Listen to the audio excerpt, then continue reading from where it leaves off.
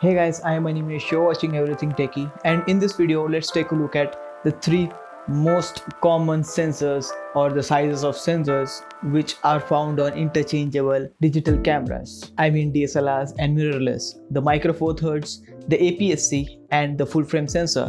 What are the differences and how does it affects image quality and other things that are important to the camera? Well, let's find out in this video. So starting off with the size of the sensors, the micro four thirds is the smallest sensor, APS-C is in the middle, bigger than the micro four thirds and smaller than the full frame, and full frame is the biggest. Now the full frame sensor is 1.5 times larger than an APS-C sensor, or 1.6 times in terms of Canon, but let's stick to 1.5 for the sake of simplicity. APS-C is 1.5 times smaller than full frame, and micro four thirds is basically around 2 times smaller than the full frame sensor. However, the aspect ratios for APS-C and full frame are different and micro four thirds is different. The bigger sensor will need a bigger body to fit in, right? Generally, the full frame sensor cameras are larger than an APS-C sensor cameras. Now, to have a larger sensor in a camera, the body needs to be bigger, right? So usually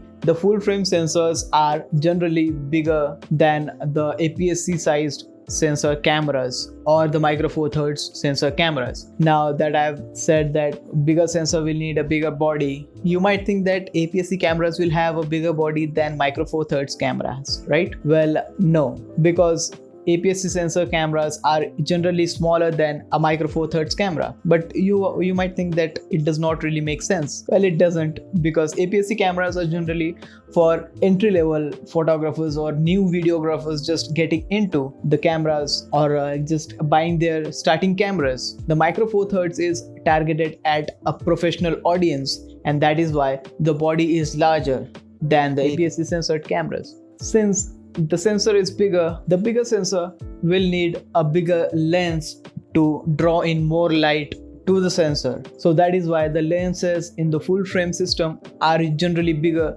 than an APS-C or micro four thirds system. And it is basically every time the full frame lens will be bigger and it will be more expensive than the APS-C and the micro four thirds counterpart. Now the most important thing, how does it affect the image characteristics, or I won't say image quality, because again quality is something that will vary from each camera. So as we spoke that the APS-C sensors are 1.5 times smaller than the full frame sensors, the field of view is also 1.5 times smaller or narrower, not that wide. And micro four thirds sensors will have a crop factor of 2x, so which will reduce the field of view to half of what a full frame can give you at that focal length. So let's take an example. Let's assume this is a shot from full frame camera. This will be what an APS-C camera will see, and this is what a micro four thirds camera will see. Now,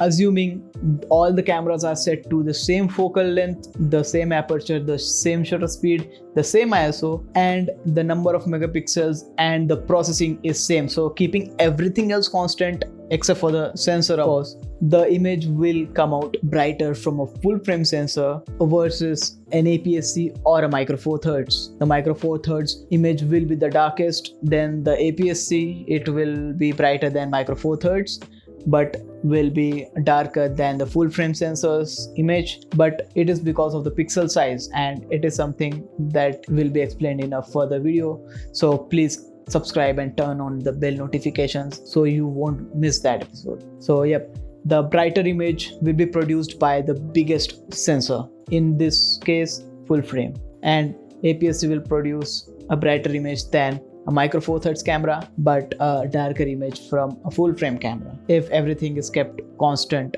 that is. Now, bigger sensor will also have more bokeh or shallower depth of field. f1.8 in full frame sensors will give you more bokeh than f1.8 in APS-C or the micro four thirds sensor because of the size of the sensor again. Now, why do we have these three sensors? Why can't we just have one thing for everything? Why do these number of sensors or sensor sizes exist? Why is not there a single sensor size which will do it all for everything, like photos, videos, and everything. Well, everything is meant for something different. The APS-C system is meant for newcomers or someone who is just starting out. For those companies who also make full frame cameras, it is a really good place to start off with. If you are a travel photographer and you want some lightweight gear and you don't want to go too small on the sensor size, APS-C is your best bet. Coming to full frame, the professional photographers who make a living out of wedding photography, event photography, and these kind of stuff, they always prefer full frame sensors. And when it comes to filmmaker or independent filmmakers, Micro Four Thirds is one of the most recommended camera system for independent filmmakers. The price to performance ratio for the Micro Four Thirds camera is way too high. Let's take GH5 for example. The codecs that it supports is not even comparable to any other APS-C or full frame option at that price, and it has been years after the launch of GH5. So that is the reason why we see a lot of sensor sizes and different type of sensors in the market. And these are the three most common ones for consumers. There is an even bigger medium format sensor, and there are Super 35 sensors, and there are sensors sized in between these. I hope you found it informative and liked this video. If you did, make sure to give this video a huge thumbs up. Don't forget to hit the subscribe button, press the bell icon, and here is a playlist of my other camera related videos: exposure triangle, smartphone cameras explained. That's it. Take care.